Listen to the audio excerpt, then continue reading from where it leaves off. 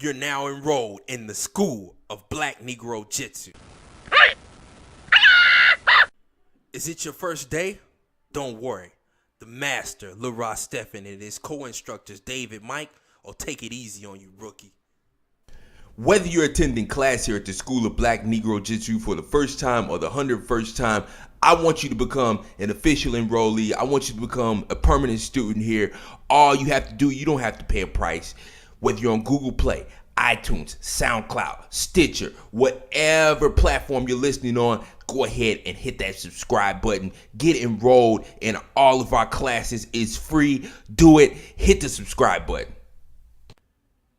Before we get into this podcast, big shout out to our sponsor, Ball Club Box at ballclubbox.com. Ball Club Box is a sports apparel provider that provides their subscribers with monthly gift boxes full of quality licensed sports merchandise that reflects their customer support for their team.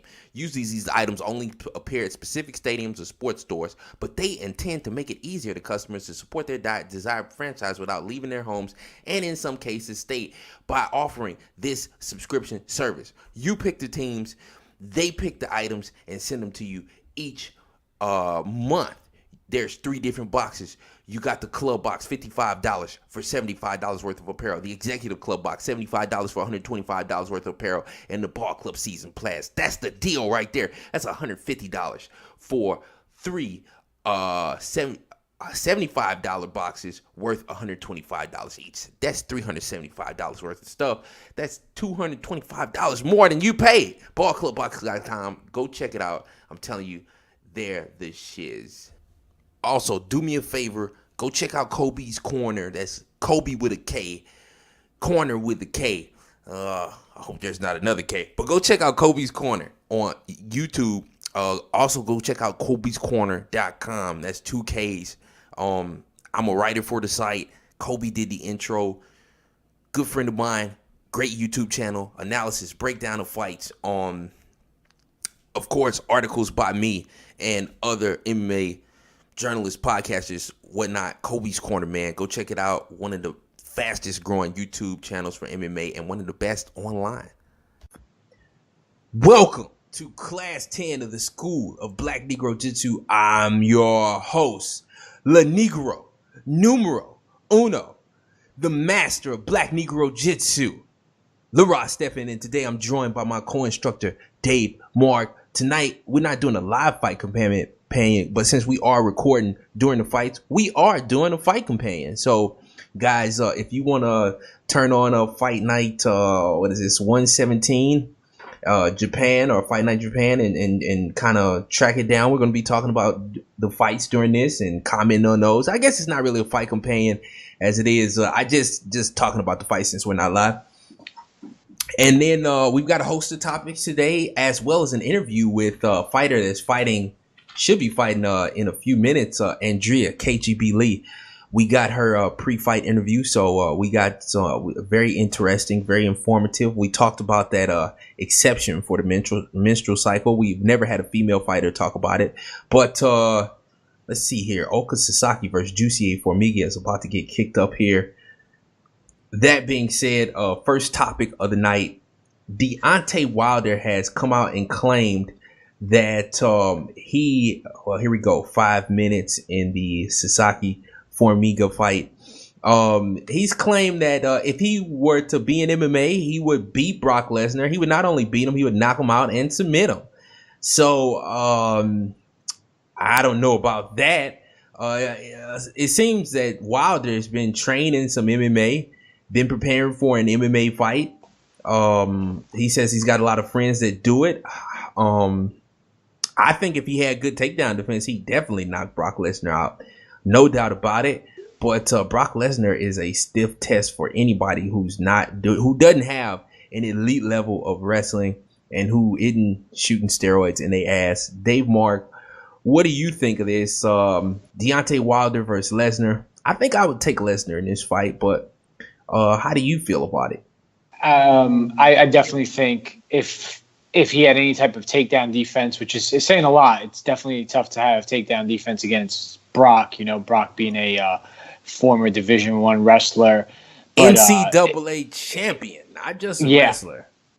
But my apologies. Yes, you are correct. But I think if it's standing, Brock is going to sleep. Deontay's just a bad motherfucker. But if he did have any type of takedown defense, and that fight stays standing, I take Deontay in that. Obviously, if it's a boxing match, 110%, I go with Deontay. And trickiness is obviously Brock Lesnar and his wrestling ability. If he gets that fight to the ground, it's over for Deontay. If that fight stays standing, then Brock Lesnar is in a world of hurt. So it's just a matter of knowing how good Deontay's MMA skills are. But obviously, he's completely got him outclassed when it comes to boxing. It would his takedown defense would have to be immaculate because Lesnar would get him down and keep him down, and then he would start advancing the dominant positions. It's just not getting taken down; it's getting controlled. I mean, Lesnar controlled Frank Mir and nullified his jiu-jitsu. That is something where, I mean, if Lesnar got it to the ground once, Wilder would probably be mounted almost assuredly and finished. So yeah, he would have to get some top flight wrestlers in there to train with, and then he would have a chance. But I know who doesn't have a chance, and that's Ronda Rousey, at least against Cyborg at this point. I think if Rousey were to go to King's MMA, I think she could compete with anybody in the world. But she's in that grappler's zone where when your elite grappling stops being so dominant, you start to regress, or everybody knows what you are. They prepare for what you are.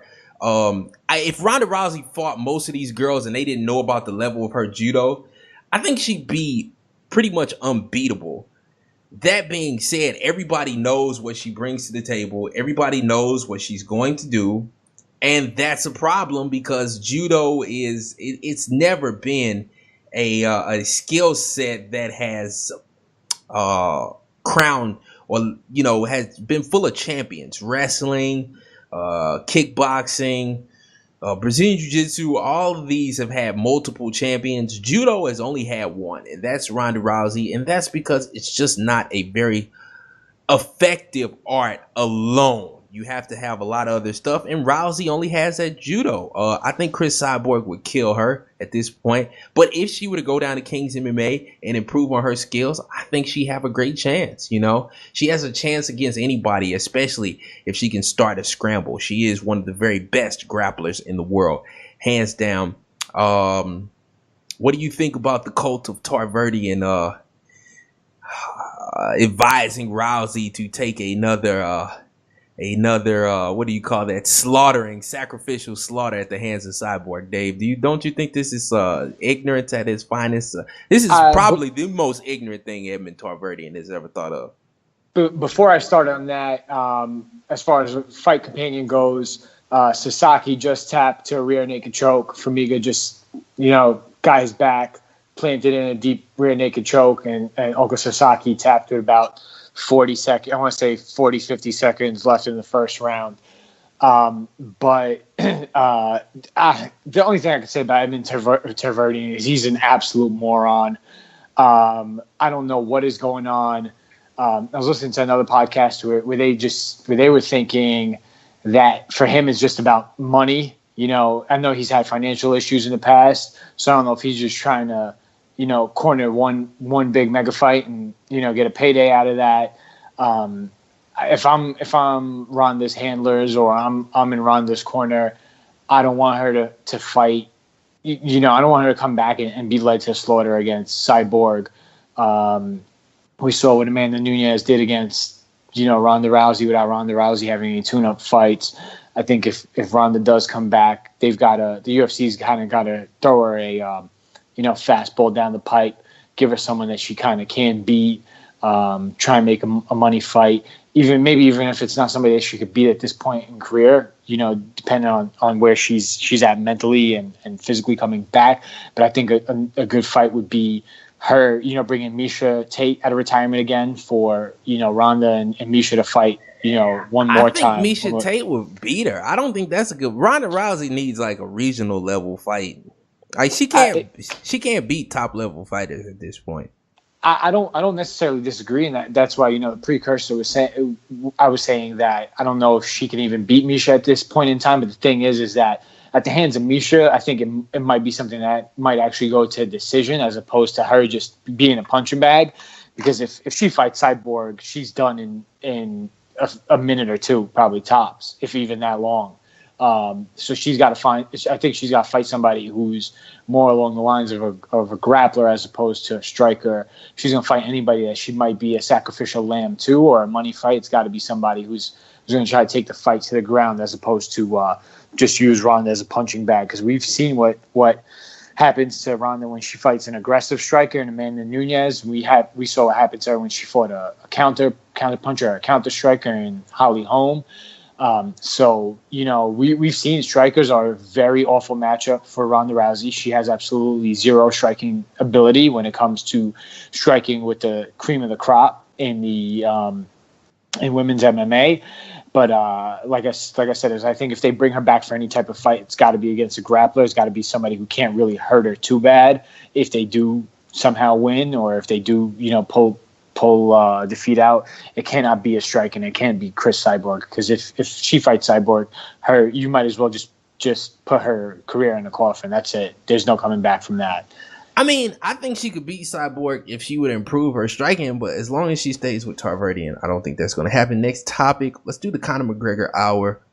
Oh boy, Conor McGregor is apparently on tap to help with the passing of the Ali Act in MMA. They want Conor McGregor to go before Congress, talk about the Ali Act, and to help that get passed for MMA. I don't know what the significance of that would be exactly concerning UFC fighters right now. I know that I guess it would stop promoters from being managers and promoters, and taking both of those cuts like they do now. But I think that the MMA becoming more like boxing from the standpoint of its financial setup would be much better for the fighters. Boxing has been around much longer than the mixed martial arts game.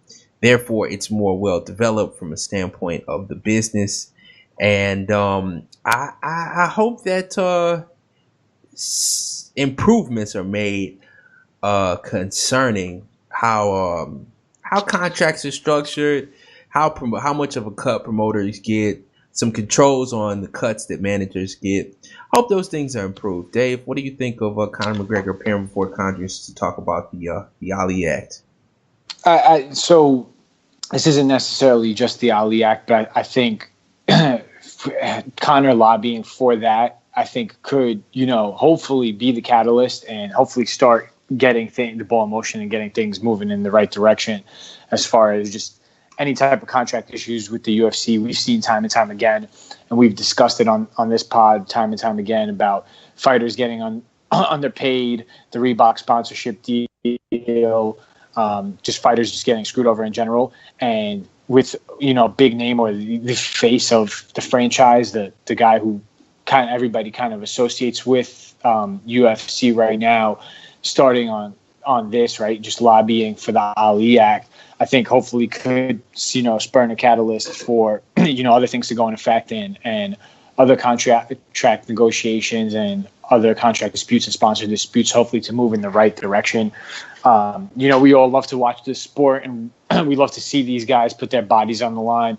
But like I said, it's time and time again, we hear it, we see it. Guys not getting paid, their show money, guys getting lowballed, sponsorship deal. So hopefully, the face of the UFC kind of lobbying for the Ali Act hopefully starts some other, contract that starts basically moving the ball in the right direction for any type of contract issues or money issues in the UFC going forward. In other news, we saw Jeremy Stevens appear in a photo with Conor McGregor's mom talking. What is that? McGregor said, "Who the fuck is this guy?" Stevens has retorted with a picture of his mom and claiming that who the fuck this guy is. That is brolic, gnarly. It's absolutely a stab in the heart. I don't think Stevens ever gets a fight with Conor McGregor, but that's definitely a low blow there. And he got a picture with moms. He should have made some more terrible claims. He should have claimed they've hit it or whatever. Maybe he might get a fight then. But I mean, that's the only way I see Jeremy Stevens versus Conor McGregor. If he would have said something that pissed Conor off so bad, he actually wanted to fight him. But otherwise, I don't think it was low enough for Conor McGregor to pay him any respect. What do you think, Dave? I definitely don't think it was low enough for Conor to pay him. I think it was classic though. This is one of the best. It was definitely Twitter punches ever. It was definitely grade A trolling at its best. I think the hashtag was "She knows who the fuck this guy is." It was. I saw it this morning. I thought it was absolutely hysterical. Definitely Twitter trolling at its finest. UFC trolling at its finest. I don't even think it's a blip on Conor's radar. Conor doesn't give a fuck about Jeremy Stevens. I don't think he cares. There's no money in that fight for Conor. Conor's on boxing level paychecks now. For him, it's mega fights or nothing. Only fights I see are a third fight right now that I currently see possibly happening is the third fight with Nate Diaz, the rubber match, possibly that fight with Khabib that everybody's waiting for. Those are the fights I see right now. A lot of people are hoping that the winner of the interim title between Ferguson and Lee end up fighting Conor. Somebody tweeted that they hope he's cage side at that fight to kind of get the wheels in motion and kind of get the little heat going there. But like I said, he's on a whole different stratosphere at this point when it comes to financials and it comes to money. He's now in that boxing money range. I don't know what really he's going to have to get some. I mean, I know he's definitely going to fight in the UFC again, but I want to see what the next the numbers that he get paid for on the next fight are. I want to know what the I think the UFC would probably get a little creative with how they pay him, not just getting paid for the fight, but definitely probably a percentage of the pay-per-view buys or something, because he's really the face of the franchise now, and I think that taste of money against Mayweather, it's kind of hard to go back and fight for whatever the UFC is gonna pay him comparatively to boxing. So I've got an idea for a fight, and that is GSP, apparently, according to his teammate, Olivier Aubin-Mercier, according to Bloody Elbow, has might be calling out Conor McGregor after he smashes on Michael Bisping in epic fashion, which he definitely will do. I'm supposed to be talking to Bisping's striking coach, where he's going to explain to me why Michael Bisping has a chance in hell, but that I don't believe in. But Mike, what do you think about that fight? GSP versus McGregor, and what weight would they fight at? Would GSP go down to 155, or would Conor McGregor come to 170? What would that? How would that work out? Well, Mike's not on the pod anymore, Laurent, but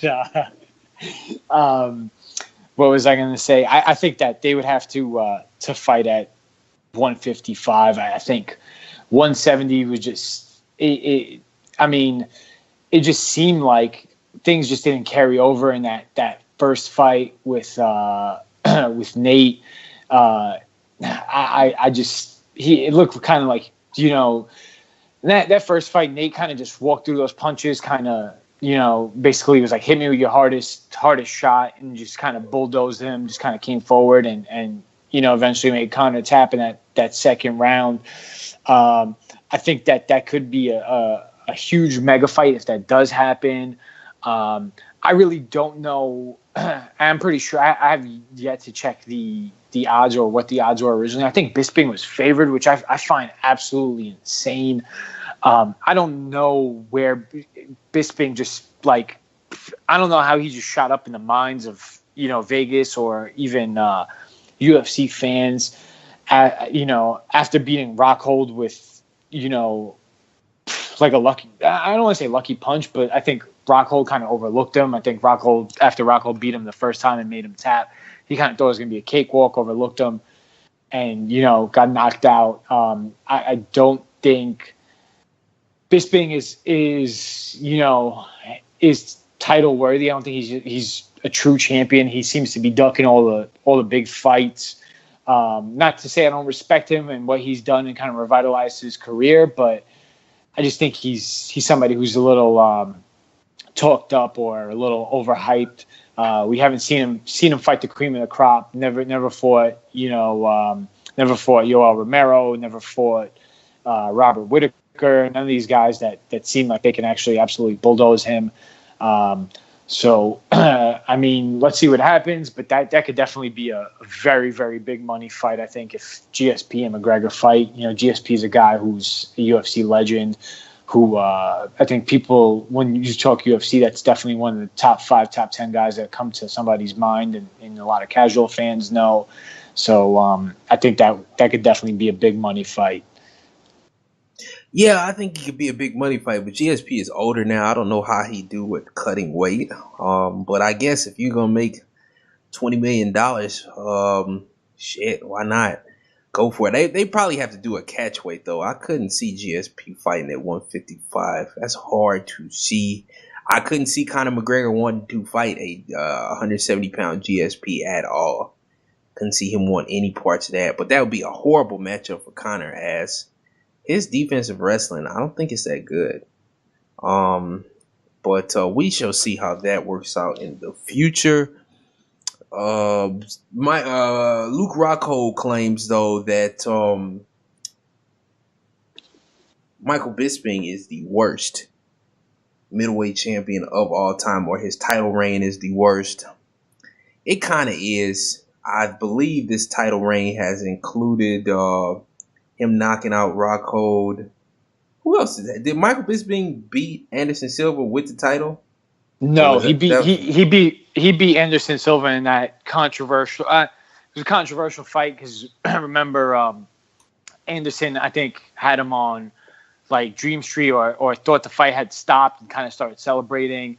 It was I think it was a close decision that went Bisping's way. They fought in London in the O2 Arena, if I'm not mistaken. That was prior to him winning the title. He won the title off Rockhold. If my memory serves me correct, I don't think he's actually defended that belt since he's won it. I don't recall him defending that belt since he's won it. That's right. One defense. Dan Henderson against a I don't know if Dan Henderson didn't win that fight. Yeah, one title defense against a now retired last fight Dan Henderson, who also had him wobbled, just couldn't, I think the age, obviously Father Time, just still remains unbeaten. Couldn't put Bisping to sleep, and that's it. Bisping won a razor close decision. If that fight was based off damage, Dan Henderson definitely won. He whipped Michael Bisping's ass. I don't know. Michael Bisping does have the worst reign in UFC history. I agree with that. But he is Destiny's Child, and I'm glad to see him be champion. All his work paid off. Shows it's an example for fighters, to stay on track, to not get sidelined. He's a clean fighter. It's good to see a clean fighter be able to kind of, finally get a title. He's a great shining, like, bright light of hope for mixed martial arts.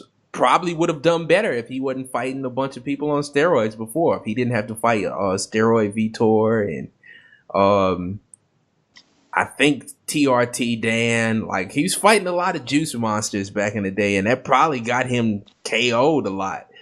Michael Bisping's reign, or his last 3 fights, except for the Rockhold one, that's the only fight he won outright. But all the rest of them, I thought he lost to Anderson Silva. He arguably lost to Dan Henderson.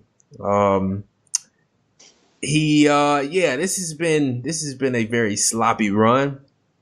But what can stop you from your destiny? Next up, we've got Rosa. Charles Rosa almost fined for running during Hurricane Irma. Charles Rosa was found was running in the streets during the hurricane. Apparently, they had a curfew open in Florida, $500 fine, and Rosa managed to avoid the $500 fine because it was like 8 o'clock p.m. curfew. He was out running at 8. He managed to avoid it by promising to run straight home, and the cop let him off because he was a UFC fan. And Rosa was able to return home and without the $500 fine. But man, what a stiff penalty for jogging. What do you think of the dedication shown by Charles Rosa? He didn't even get to fight tonight because Mizuto Hirota missed weight and was falling over and about to die on the scale. But all that dedication, running in fucking hurricane, didn't even get to fight tonight. What do you think of that story, Dave? The first thing that came to my mind when you were telling that story is that's definitely some dedication when you're running in the hurricane and not letting Mother Nature stand in the way of your obstacles. That's definitely prime dedication. I think if some talented guys had that dedication, that could definitely put them over the top. And I respect the hell out of Charles Rosa for that. Definitely amazing that he didn't get fined for that. And it's dedication like that and hard work like that that definitely makes cream rise to the top. So hopefully that hard work pays off in the near future. It does suck that his fight got canceled due to weight issues. So hopefully he's rewarded for that hard work and dedication in the near future. Yeah, Charles Rosa is one of the guys I'm a bigger, one of the guys you want to root for in mixed martial arts. Works hard, fights hard. When does he ever have a bad fight? Speaking of a fighter without a bad fight, Matt, the Immortal Brown, in my opinion, the dirtiest fighter in UFC history. I don't see how people criticize Yoel Romero for one cage grab when Matt Brown grabbed the cage in like all of his UFC fights, or he faked a groin shot, or what else did Matt Brown? Matt Brown was always up to some dirty type of stuff during his UFC career. I loved it because it was just savage and primal, and Matt Brown did everything he could to win. But sometimes it makes me wonder about, I don't know, race and MMA. Why does the black guy grab the cage once and he's a villain, and the white guy, Matt Brown, grabs the cage every fight and he fakes groin shots and everybody loves him? But I love the Immortal as well. What do you think of Matt Brown retiring, man? That was a great fight every time out. It's definitely going to be a loss for the sport. The guy would come out and bang every fight. And cheat. No. Well, listen, I don't necessarily disagree, but he, anytime he came out that there was going to be a brawl, him against Cerrone, that was one fight that just recently comes to memory, and that was a great scrap. I like to see guys go before it's a little too late. So hopefully he retires and he sticks with that decision, to not really take away too much from that. I don't know if you heard that Andre Ward is actually announcing his retirement from boxing, which I think is a great thing as well, right? Because you don't want to see a guy, mumbling his words and stuttering and not being able to keep himself composed in the later years of his life or anything like that because of head trauma or any type of damage they've taken. So I think in all honesty, I'd rather see somebody step away too early than too late. I'm not saying Matt Brown stepping away too early. I think it's actually maybe perfect timing, maybe a tiny, tiny bit too late. But I think it's ideal for him. And hopefully he really, goes out with a bang. And hopefully this is his last fight. And he hopefully sticks to that. Because the same thing is going back to the Andre Ward topic. The only knock I can have is maybe there's a slight possibility he could be going a little too early while he's kind of still in the prime of his career. But like I said, I'd rather see him go out right now and go out on top than go out when it's a little too late and the damage is irreversible. So with that being said, hopefully this is ideal. Hopefully Matt leaves, and I think if I'm not mistaken, I think he helps Dwayne Bang Ludwig train. I think he's one of the coaches in Dwayne's camp. So hopefully he makes a good career out of that for himself, and hopefully he sticks with the octagon as a corner man and as a coach, and not as a fighter, hopefully. And speaking of Andre Ward, retiring at the tender age of 32, do you ever think he does a comeback fight? He's undefeated. I think at this point he's the undisputed champion at, what is it? Is it cruiserweight or whatever? I mean, Andre Ward wasn't an exciting fighter anyway. I cheer for the man Andre Ward, but he never went out and was like that fun to watch, I guess. But he's definitely a great fighter. Probably he'll be one of the greatest fighters of all time when it comes down to it. He'll be in the all-time conversation. The SOG, the son of God. Do you think this is just bait for a big comeback, or do you think Andre Ward is really true to his word and done? I think he's definitely true to his word. But once again, right, is what does retirement really mean in boxing as well? For the right money, he might come back. I don't think it's a bait to try and get more money. I think he truly wants to retire. But once again, right, with athletes, it's a lot of it's, especially athletes at that super high level like him, who are going to go down as one of the greatest of all time, where sometimes it's pride and ego, or what could be, or what could have been, kind of steps in the way and kind of sets in a fighter's mind. And they kind of still have to, they feel like they still have to go out and prove themselves. So I think maybe a big fight or a big money fight might eventually get him out of retirement. Who knows? But hopefully he sticks to his guns and just stays retired. And while we're speaking about that, Ishihara Dai went into the second round. Ishihara put a bit of an ass whooping on Dai in the first round. Ton of we're at 4:55 in the second round. Ishihara, maybe Dai is he's a slow starter. He didn't really get. I guess he got hit off a spinning technique, but Ishihara is a front runner. He only looks good when people kind of want to counter him and stuff like that. He doesn't do good when people bring the fight to him. Yeah, that's also surprising, thinking that he's fighting out of alpha male, how bad he's looked his last few fights. So, well, you know what? Gray Maynard is a top level wrestler. He was at one time a title contender. Like Gray Maynard back in the day, he was a bad motherfucker, man. Like that whole series with him and Frankie Edgar fights were absolutely ridiculous, absolutely ridiculous. I still remember when he was still in his prime. After those, I remember he fought Clay Guida over here at the not directly here, but at the Revel Casino in AC, where a lot of New York guys would kind of go out and party for the weekend. And I remember at the time, a few of my buddies actually went for the opening of Revel when he was fighting Clay Guida, and I was a little upset not being able to go to that fight, but in the end, I was actually lucky to not go to that fight, because that fight turned out to be a snooze fest and not the all-out brawl that I think everyone expected that to be. It might have not been. Sorry, it might. I don't remember. I don't think it was Guida. It might have been him and Diego Sanchez. I'm racking my brain right now. It was either him and Diego Sanchez or him and Guida that were fighting at Revel. I'm sorry to interrupt you there, Lara. No, it's all good. The Bully used to be a top level fighter, though, man. Like, it's just age has gotten the better of him these days. But he used to be the shit. I don't know. Was he ever a drug user, like a steroid TRT guy? I don't know. I don't know, but he looks to. I think he's kind of always struggled with weight cutting. And yeah, that's another thing. It's just it's just eventually age and wear and tear get to you. Like Gray Maynard, 5, 6, 7 years ago was the second best fighter in the world, undoubtedly.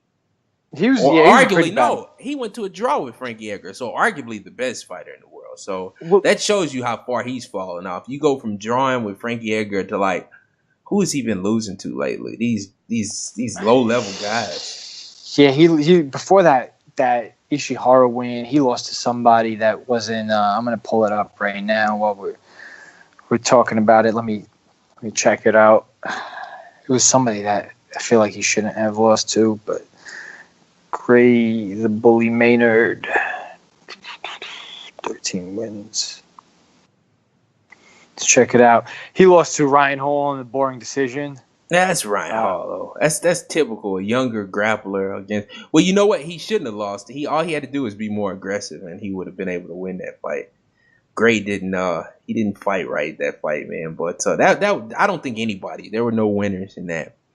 But yeah, man. Yeah, Ishihara. He's a hell of a front runner. He's got a lot of polish to get before he could be something though. He's definitely athletic. But D is kicking his ass right now. Or putting up a great fight. I think that about does it though for this episode of the School of Black Negro Jitsu. At this point, we're going to go ahead and run the interview with Andrea KGB Lee, who should be fighting in a few minutes here. This is Friday night. We're recording.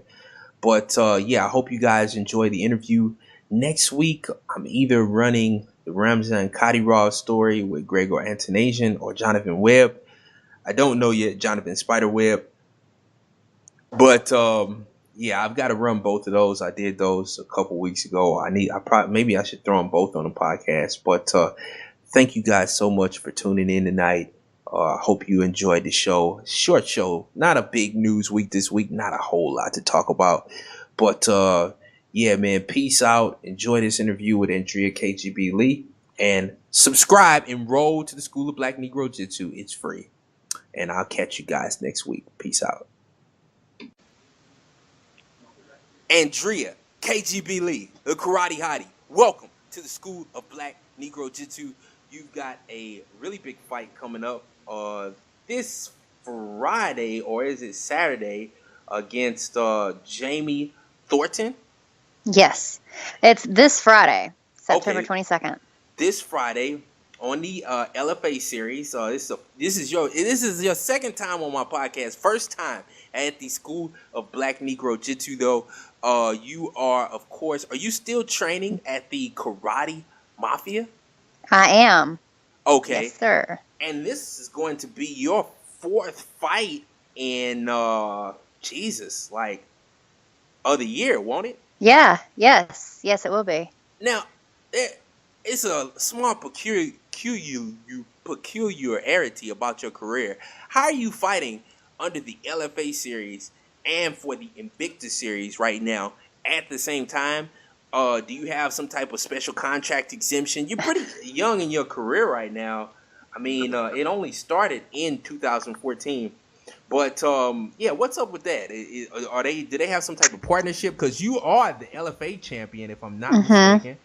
And, yes, I am. Yeah, and then you are climbing up the ranks in Invictus. So explain that whole deal there.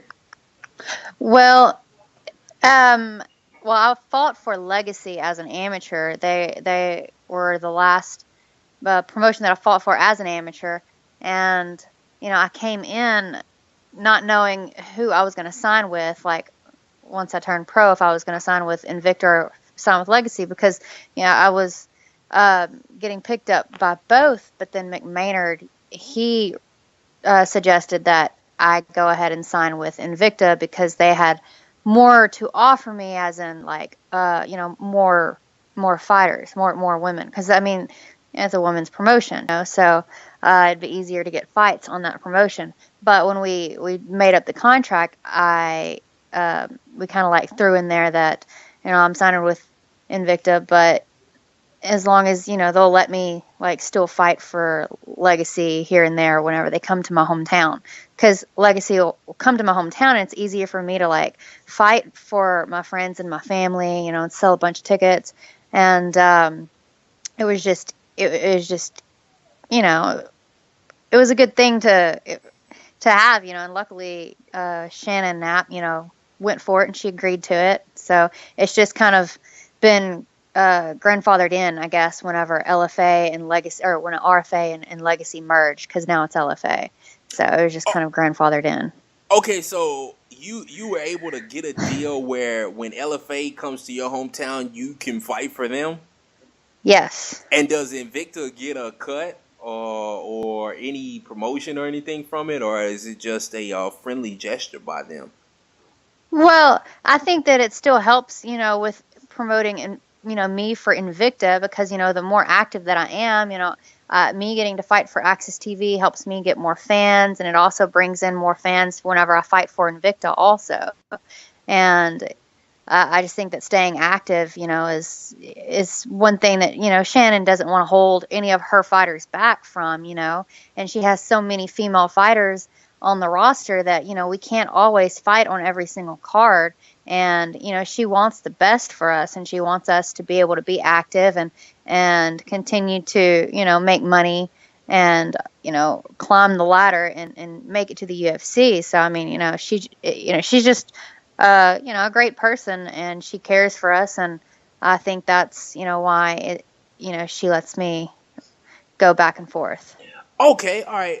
Okay, that's pretty cool then. Now, why are you fighting so much at this point in time in your career?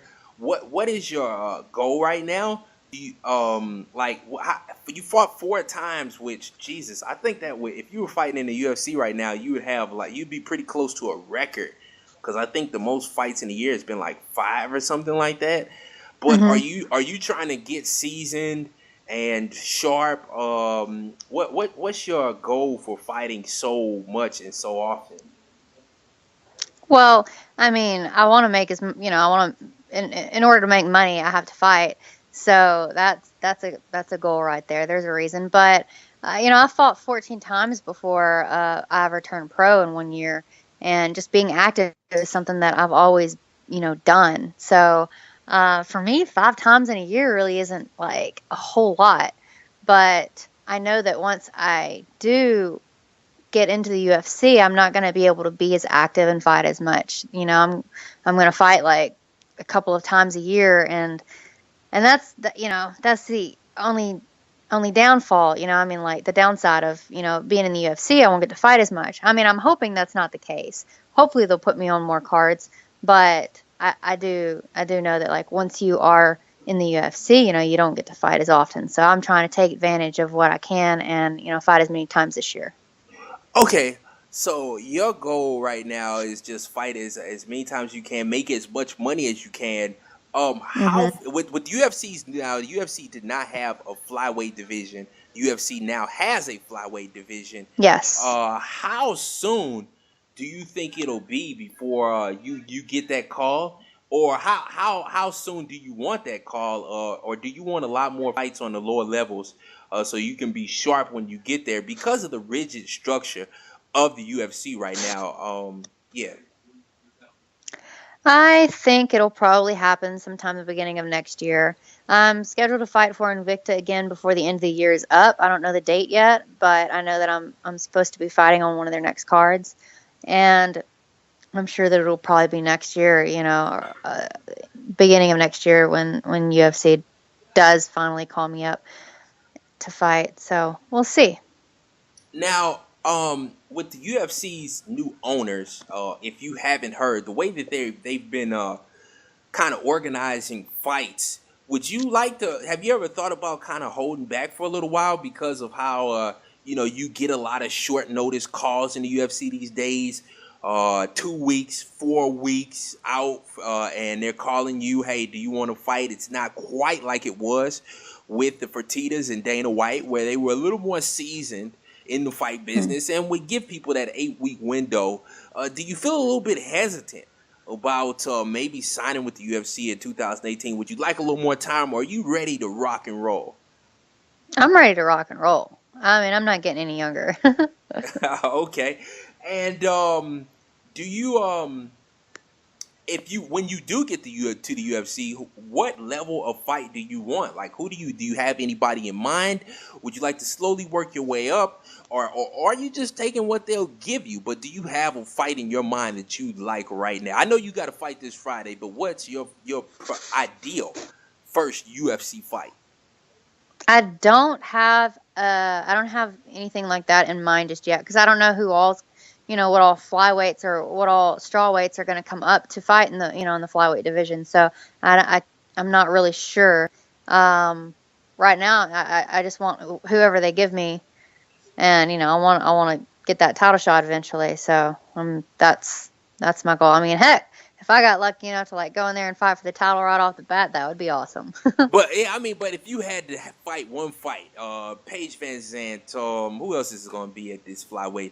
I think Valentina Shevchenko is going to be there. What's your She fight is? that you? Yes, she will. She will be fighting in the flyweight division. I think she is pretty much done with the bantamweight division. But what's your idea for that first title, for that first fight? You want it? I mean, this is what's on your mind. You don't have anything. Nope. No, I don't have anything. I don't have anyone. Nothing at the top of the wish list. Okay, so tell us about this fight this Friday. What does this girl bring to the table? How do you think you'll challenge her? And how have you been preparing for what she brings to the table? Or have you just been on the usual KGB plan? Well, I prepare for anything. My ground is solid. My striking is solid. My wrestling solid. I feel like, anywhere this fight goes, I'm going to be fine.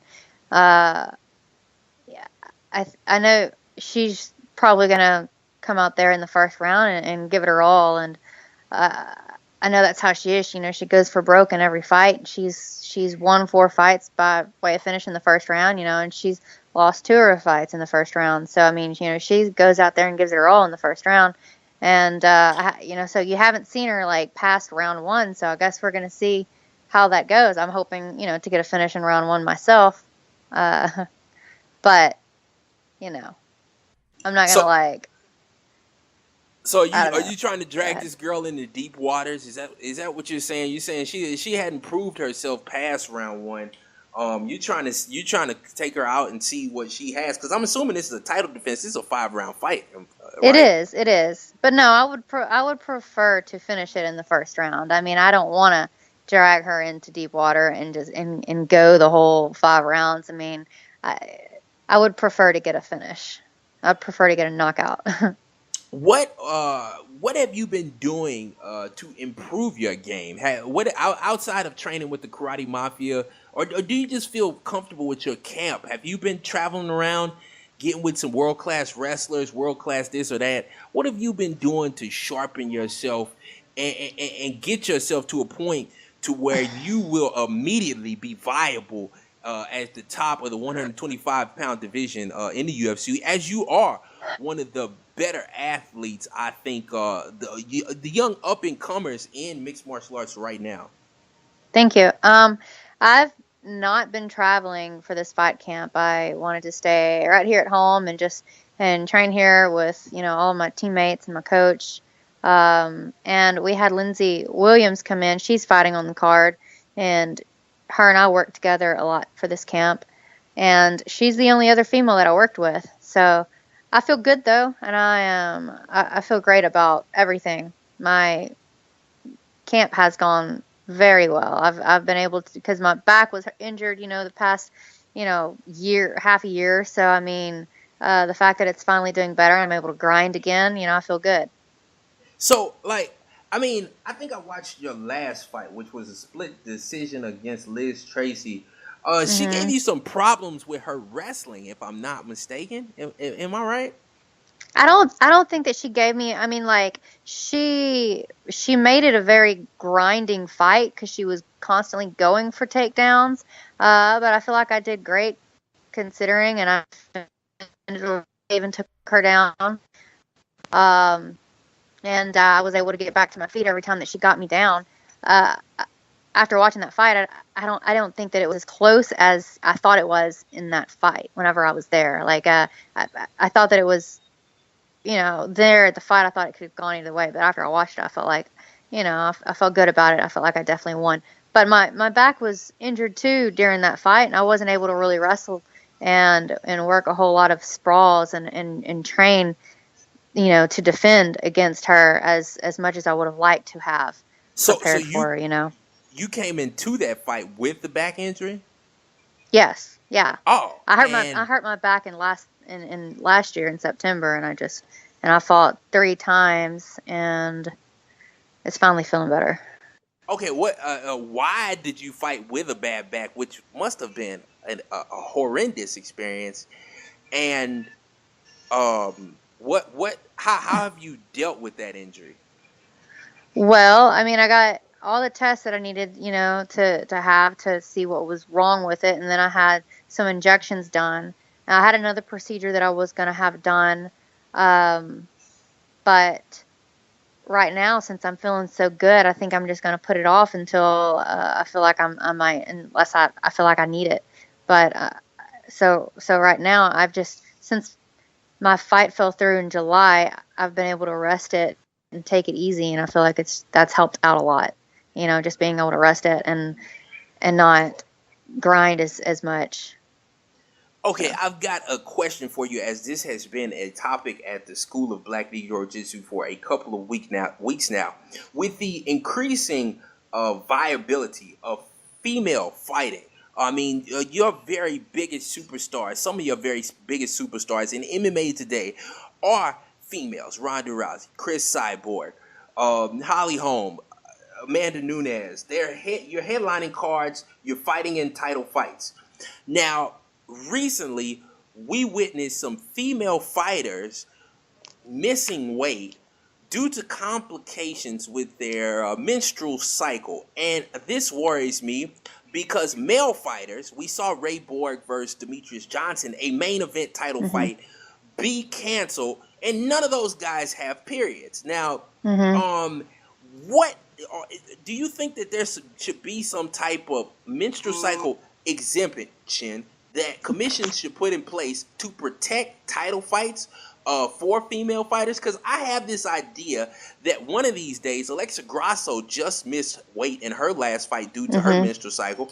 Chris Cyborg missed weight in one of her fights due to her menstrual cycle. Have you ever had complications with your menstrual cycle interfering with your weight cut, and especially being a champion at this point, does that scare you that those two things could possibly go together? And do you think that the commission should try to protect you guys and protect female title fights from being affected by such a complication, which seems to be a reality? Because, I mean, the men miss fights sometimes. I have had complications with the menstrual cycle and the bloating and, having to deal with that. And I took half a fluid pill once before, and I got, I got tested and I got suspended. So. Wait, whoa. So a fluid pill. Now, who are you suspended by? Was it by the state commission? It was by the Nevada State Commission. But yeah, but that was my first time fighting there, and I was like ignorant to it all. But I just, like you brought up the whole menstrual cycle thing. I mean, that happened to me, and I took half a fluid pill because I was feeling bloated, and that ended up getting me suspended, which I will never do again. So okay, wow. How do you do things differently now? Do you try and keep a meticulous track of your menstrual cycles to try and make sure that it does not interfere with your weight cut, or are you aware that yes, this could possibly be my cycle? I need to cut down more so that when this does happen, such and such.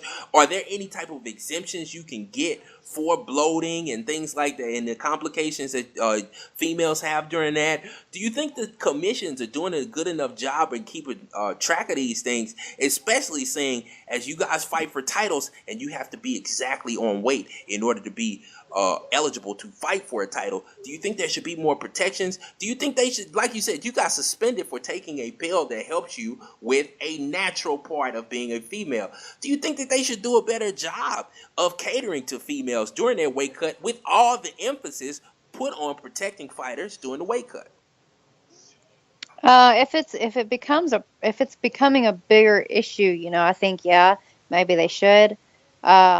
I mean, do you think it's a big issue, or do you think it's like a shooting star, like it happens once every 5 to 10 fights or something like that? But I think for a champion, I mean, it could, it's a factor every fight. But are there other females that have had problems with it that you know of?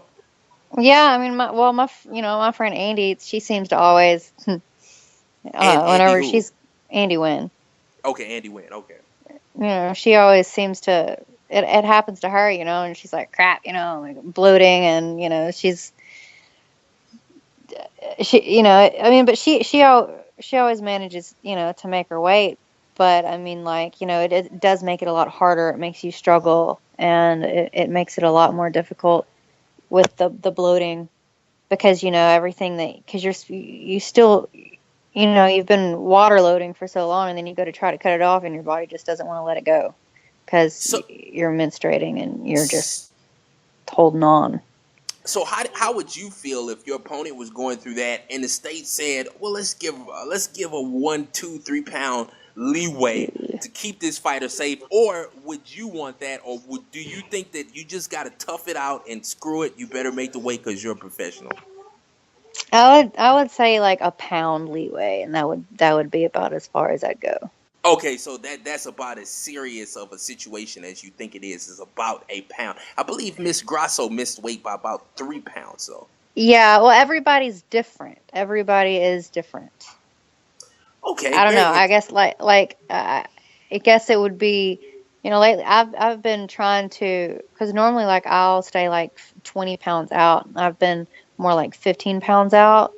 I've been changing my routine, my diet up, my nutrition up. So it's been helping me a lot with my weight cut. I've been like my NutriBio supplements, and then Coach Doug, he's been giving me meal plans, and I feel like it's been helping out a lot. And my weight has been coming off really easy in the past couple of weight cuts. I mean, this whole year that I fought, it's like I've had really great weight cuts. So you have a nutritionist now? I do. Okay, and when did you implement that change into your whole thing? He came on. Whenever I met him in Sacramento when I went to go train with Aspen Ladd, and her team at MMA Gold right before my fight with Heather Bassett. Oh, okay, and nutritionists. How big of an impact do you think they have? My college roommate is a mixed martial arts fighter. He fights with Bellator, and I was telling him, man, you need. He's a wrestler, so he's been cutting weight for his whole life. You know how they are. Wrestled at the University of Missouri. I told him, man, you need to get a nutritionist. I don't know if he can afford it, but is your nutritionist? Do you think that nutritionists are affordable for fighters? Would you recommend them? I would definitely recommend them, but I mean, like, if you can get one as a get one as a sponsorship, and then and just work out, like, I mean, I am, I'm paying Coach Doug, but it's like, per fight. So I mean, I think it's affordable. Okay. You write him a check right after you you fight. It's worth it. All right, now I know it's movie night, so I got to get you out of here. How do you feel about the growth of your social media presence? You seem to do interviews with everybody. You were just on Ariel Hawani's show last week, which makes me feel special having you on. You were my second interview ever. I mean, I'm grinding out here. I got Andrea Lee second of all. So, yeah, how are you feeling about you grinding out here? How do you feel about how you growing? I feel great about how everything is going and how my social media presence is growing. I have really great help, with, Donnie, who's always helping me out with my social media. He, when I made over. Who is this Donnie character? Donnie is my husband. He's also my coach. Ah, okay. Donnie the husband. Okay. Donnie the husband, Donnie the coach. I did not know the husband was named Donnie. Okay, so Donnie helps out a lot. Yes, all right, Donnie Andrea. Does help out a lot. Any super cool social media moments? No, probably not. Super cool. Well, I mean, like Dave Mustaine is, which I don't know if you know him or not, but he's like the lead singer of Megadeth. He's commented and retweeted some of my stuff, so that's pretty cool. I know Megadeth. I did not know Dave Mustaine was the lead singer, though. Andrea, I will stay on the line. I got to get your quick picks. But thank you for your contribution to the School of BlackNegroJitsu today. It's been awesome having you, and hope to have you on again in the future. I know I will. I know you're always grinding out here. Yeah, thanks a lot.